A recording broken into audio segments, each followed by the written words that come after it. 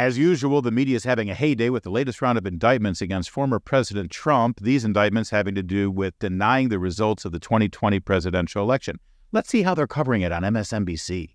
That the system of democracy at its heart is the idea that the people get to decide how we are governed. And if we no longer believe that our will is effectuated through the system, if bad actors tell us falsely that every election is stolen and that the only way an election is trustworthy is if they come out on top of it, then something it tells you something not just about that person or that moment. It maybe wounds us as a democracy and in a way that is hard to repair. Mm-hmm. What do you think about how we get better after the wounds that have been inflicted on us through this process? Well, I think, the truth matters. I think having these cases be brought in such professional manners, we'll see how they unfold. Obviously, the trials, if there are trials, are going to be critically important. That's your guest about the dangers of denying the results of an election. Did anyone tell Rachel Maddow that was Hillary Clinton she was talking to? I mean, Hillary Clinton, the woman for the entire time when Trump was president, kept repeating that he was an illegitimate president. I think it's also critical to understand that, as I've been telling candidates who have come to see me, you can run the best campaign, you can even become the nominee, and you can have the election stolen from you. I do think that he knows that he's an illegitimate president. Mm-hmm. And because of that,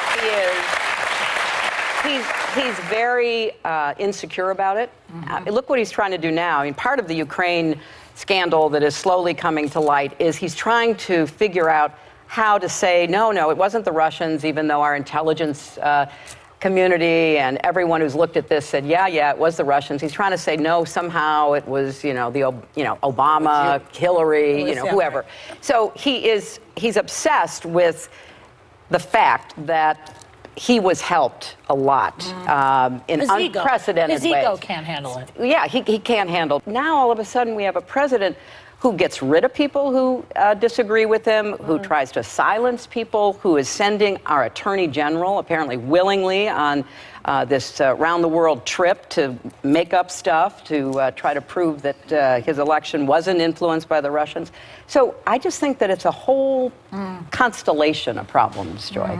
I believe he knows he's an illegitimate president. He knows that there were a bunch of different reasons why the election turned out the way it did. And I take responsibility for those parts of it that I should. But, Jane, it was like applying for a job and getting 66 million letters of recommendation and losing to a corrupt human tornado. And so I know that he knows that this wasn't on the level. I don't know that we'll ever know everything that happened, but clearly we know a lot and are learning more every day, and history will probably sort it all out. So of course he's obsessed with me, and I believe that it's a guilty conscience in so much as he has a conscience. And while we're at it, did anyone tell Hillary Clinton that was in fact Rachel Maddow conducting the interview? You know, the woman who spent 4 years during the entire Trump presidency repeating all the Russian collusion lies. We are still every day dealing with this question of whether or not our president was chosen, not just because of a foreign intelligence operation.